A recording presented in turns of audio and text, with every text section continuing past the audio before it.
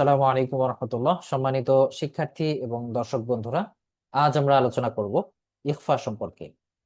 ইখফা অর্থ লুকায়িত করা বা গোপন করা। ইখফার হরফ 15টি, তথা তা, সা, জিম, দাল, জাল, জা, সিন, শিন, সদ, দদ, ত, জ, ফা, কফ, কাফ। তো আমরা 15টি হরফ সম্পর্কে জানলাম। এখন আমরা জানবো ইখফা কিভাবে হয়।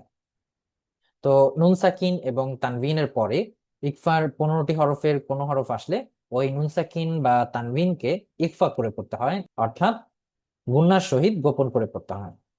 আমরা যদি উদাহরণ দিকে যাই তাহলে আমরা দেখতে পাচ্ছি এখানে নুন সাকিনের পরে ইকফার হরফ সা আছে। তাহলে আমরা শব্দটি কিভাবে বলতে পারি, যেমন মিন সামারহ, মিন সামারহ, মিন মিন সামারহ, মিন জু, মান দাসাহা, মান দাসাহা।